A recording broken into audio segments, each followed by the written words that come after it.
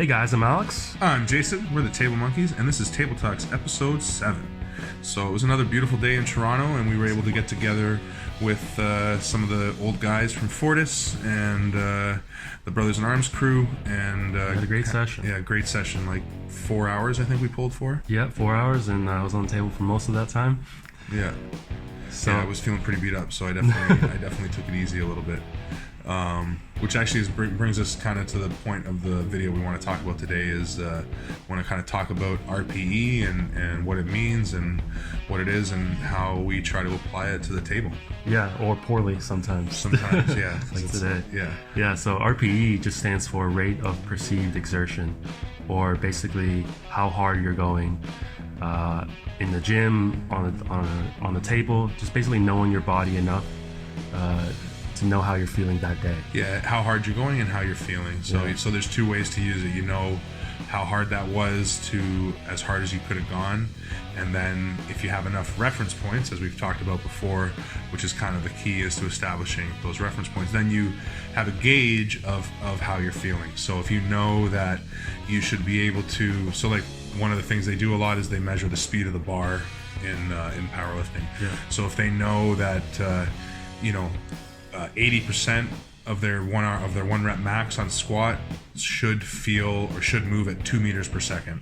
If it's moving slower than 2 meters a second, then they're not very fresh, and if it's moving faster, then they're feeling good. Yeah. I don't know if that's sounds like kind of that's gibberishy, but No, that's perfect. basically they have a base speed that the bar should move, and then they learn to know what that should feel like. Exactly. And then so if you don't have the kind of device that measures your speed, you have to learn how to know your body. Yeah. And you understand what an RPE 10 feels like, and that's just a 1 RM, how much you can do for one all-out set. So it doesn't have to be a 1 RM, it can be a 10 RM, but you have to get to failure. That's a RPE 10. So once you know what that feels like, you can kind of work backwards from there and start figuring out what an RPE 9 feels like, where you have 1 rep left in the tank, what an RPE 8 feels like when you have 2 reps left in the tank. And then it gets a little trickier as you get further and further away from a true max. Because But all systems do, percentages, everything. It all gets tricky once. But you get better at learning this skill the more you practice it. Just like because it's a different way of thinking about it, and when you start applying it to the way you're lifting, you're just able to gauge what it is that's causing the way you're feeling, I guess. Yeah, and then so we were thinking about how we apply this skill to table time. Because obviously everybody feels like from week to week that how they feel on the table differs, and they're like, why is this happening? Why am I feeling great this one week and then horrible the next week going against the same guy who I feel like I should be stronger against? And like that's because people don't know how much fatigue they're carrying a lot of the time. Yeah, and there's a saying again in the powerlifting world, and we're going to bring a lot of references from that, but that saying is simply fatigue masks fitness, right. meaning that. Yeah, and a lot of the time you want to be in somewhat of a state of fatigue, because that means that you're putting the muscle under stress enough that it has to regrow, and it's usually not fresh. Yeah, and your body has it kind of has self-defense mechanisms. Like once you start to break it down too much, it will make you feel other things so that you can't do the things that you want to do, or it'll just create injury, which is really the trick of this RPE system, is knowing, okay, you go in and you hit 80%, which again, let's just make it simple and say you squat 500. So if you go in and you hit 4 plates, 405, and it should move really fast. It doesn't. It moves like crap.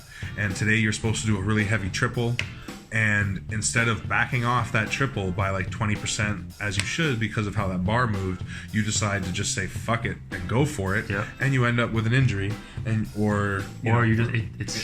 becomes way harder than it should be, and it sets you back in future workouts. Yeah, exactly. I mean, more likely if it was as drastic if it was a really bad, like you were way slower than you should be and you're really beat up, it's very easy. That's really where you do cause an injury, or you can just be off by a little bit, and you should have dropped the weight by like 5%, Yeah. And then it's just like what Alex just said, where you're fucked for the next couple workouts, or you keep that pattern up for a few weeks in a row, and then the way that you've planned out your program, the way that workload is supposed to accumulate over time is starting to be too much. Because really the trick is just managing the damage, right? Yeah, and an issue is that once you get enough stimulus in a training session, you keep pushing it and you're just prolonging your recovery.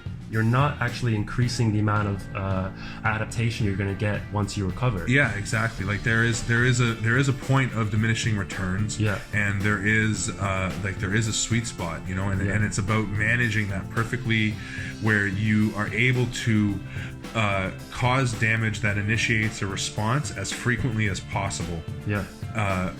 And you do that by managing that damage. If you take yourself all the way down. I was trying to do it once where I was like writing it out like a car, like trying to explain it on all the like gauges that you have on a car, like your oil and your gas and everything, you know. And I was thinking like, okay, your gas meter, that's like your energy for a workout. That's beautiful. And your oil is like your CNS. So like when you need an oil change, it's like you need a deload, you need to stop and like get an oil change. Yeah. And then your rev line, like your RPE. So like when you're redlining like a 10,000 RPMs, like in the red zone, that's when you're blasting through the gas and you're burning your engine up hard and wrecking the oil that's in it.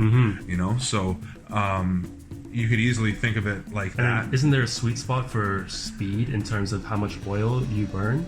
Like 80 kilometers or 80 miles an hour is like the perfect... Oh, like for how much gas you burn? Yeah, they tried to say that back in... I don't know how much that's true or if that's a like global warming hoaxy thing. I'm not gonna... I don't know, and I'm not saying it is, but...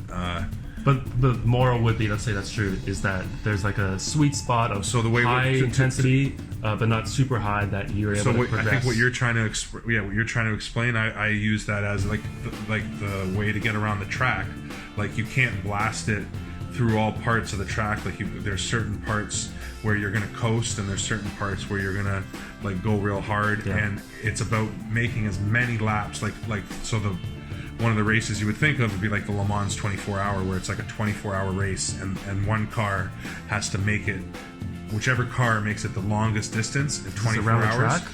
Yeah, it's around a long, like 12-mile track. It's been happening for like 100 and something years or whatever, and it's a 24-hour race, and like so each team has like a few cars, and then each car has a few drivers, and the car that makes it the furthest distance, like the most number of laps plus whatever total distance they make in that 24 hours wins the race. Wow. So it's about the durability of the car, but it's also about how you manage driving that car. Like if you drive it way too hard in the first 6 hours, there's no way it's going to make it to the 24th hour. Yep. So it's planning for a meet is very similar to that. Like you have to drive this vehicle that you have to the absolute edge, but leave enough room that you can cross the finish line. And crossing the finish line is making your taper. And once you make your taper and you cross the finish line, the super compensation that you get from that is unreal, you know. And that's, I mean, I've rambled now for a while about the cars and stuff, but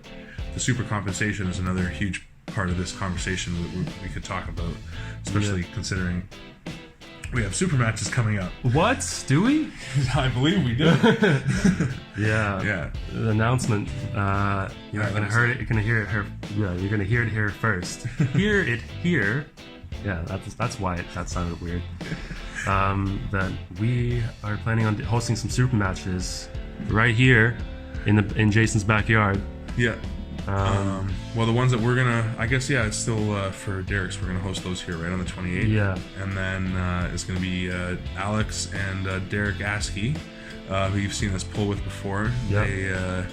They're very similar. Yeah, he's also tall and lanky, except he has blonde hair and I have brown. So that's pretty much the only difference. Yeah.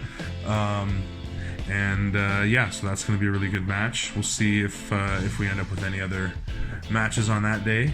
I know that Luke Cocolara says he's come to know the man who never talks shit. Yeah. He's definitely looking for a match. So if there's anybody any interested in taking him on, the 28th, and then July will be July 18th. It's actually Lisa's birthday, so we gotta wish her. We gotta do something to make it like special for her birthday. You have to too. win. You can't lose on her birthday. I know. I have to win on her birthday. Yeah. It's gonna be a big deal. So yeah. the pressure's on. Otherwise, you can't eat the cake. Yeah. Yeah. So and then on the 18th, I'll be going against Curtis Cameron, both arms. That's a big match. Oh yeah, Pork Chop himself. Pork Chop versus Tiny. Yeah. And before that, on the 4th, I'll be going against Jeff, who's the other Tiny. So Jeff Oosterfield, or Oosterveld, I think. Okay. And so it's Tiny versus Tiny. Tiny versus Tiny on July 4th. Yeah. And whoever wins gets. But that one's not going to be here. That's one that Ian Shendon is sort of. I mean, Jeff is hosting it. It's at his place, I guess. Yeah. But we'll probably still film it. We're gonna film it and everything. It's gonna be we're gonna be there. Yeah. And that's gonna be Jason, you got awesome. Some big matches. So it's kind of funny because they're different. I mean, I'm sure Curtis says he's been working on his hand, and I'm sure his hand is getting better. But I mean, the reality of it is it's not that big. Where Jeff's hand is notably going to be big, and like his clear strength is his hand, where Curtis's clear strength is his arm. Completely different pullers. So they're exactly that being my point, that they're totally different pullers. So it'll be a test for my hand, and then a test for my arm, and hopefully I've got the arm to beat the hand and the hand to beat the arm. I think looking at it on paper, I would say that Curtis is for sure the harder match. Oh, and he's definitely the favorite by like in my match against him, I'm definitely the underdog in that match. Yeah.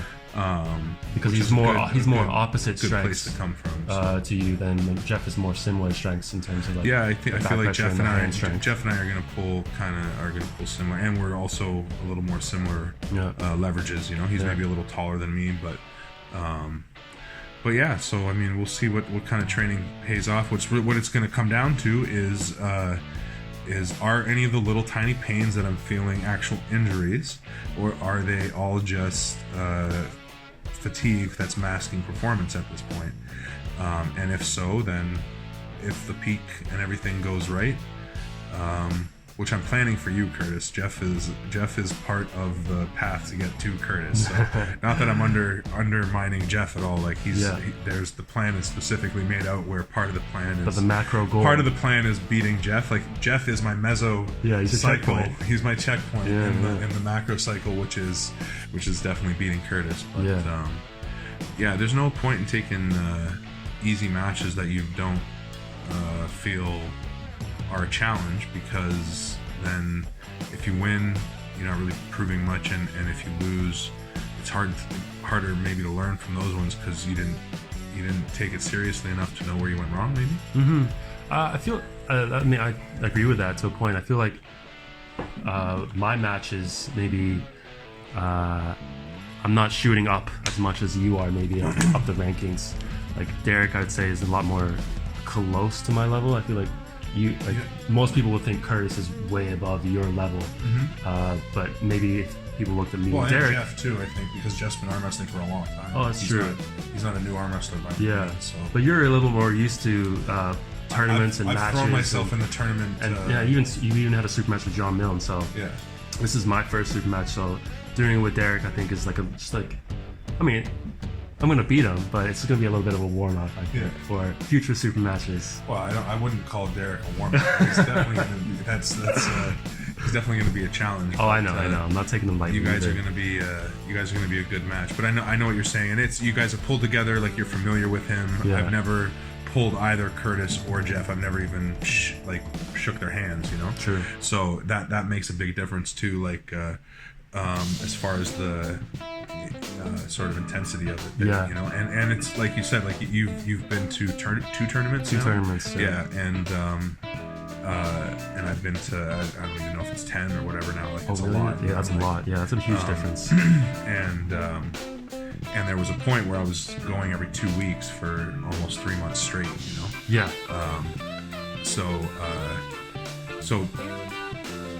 you still have to get used to, like, you still have to make that progression. You know, I definitely know that I'm not even close to feeling comfortable in that kind of situation. Yeah. So yeah. Which it's not about feeling comfortable. It's about feeling okay with being uncomfortable. Yeah. Yeah. Which is what you're not used to feeling uncomfortable yet. Like you're not used to getting to the meet and feeling uncomfortable. So when you get there and you feel uncomfortable, it throws you off your game. So you need to get used to being uncomfortable. Like, because I don't think I'm still doing my game. Yeah. I'm still like I don't think you ever get to even like, I don't remember that for football and any kind of sport. I mean, even for, well, I guess it's different for powerlifting, but at powerlifting it gets to people too, where it's like one thing is different, you know, about the venue or something, and they're like, it ruined my whole lift because like the line was different on the floor, so I couldn't see my footing properly. Yeah, it was carpet or it was wood. You know, so everybody always gets like there's always a level of having to be able to adapt to your surroundings. You know? Yeah. And that just comes with practice. That's what I mean. So it's like getting used to the unknowns that come with being on an arm wrestling table. Which think about just the hit. Like how many people say that when they start learning like how to do ready goes and they start to hit and they go, it's so weird to not know where. Like I don't feel anything, and like Devin talks about hitting into nothing. You know, it's like once you get to a good like setup and a ready go, you don't know where your opponent's trying to go. No, you really have to trust yourself in that moment. Yeah, exactly. And if you don't, there's that like once the doubt sinks in, all those little things that become. That's where it becomes such a mind game. That's why Devin, again, to come back to him, or even just anybody. I mean, there's so many people that play the mind games, but he's just one that's great to watch. But now I think about it, the mind games are not only to get in your opponent's head, but it's also to get you in the zone. Well, okay, so again, we use Travis and Devin as examples for the power and endurance. Let's use them for examples for that. Devin gets into your head where Travis is trying to pump himself up. Like Travis is like, and screaming and like, let's go. All that stuff is just to get himself ready that he's the best. He's telling himself he's the best because that's what he wants to believe, so that he's ready to beat you. And if the byproduct of that is that it also gets in your head, then he's fine with that. But that's not the reason he does it. Yeah. Where like I feel more the reason for Devin is to get in your head. Like I don't think that he does it necessarily to give himself confidence, you know.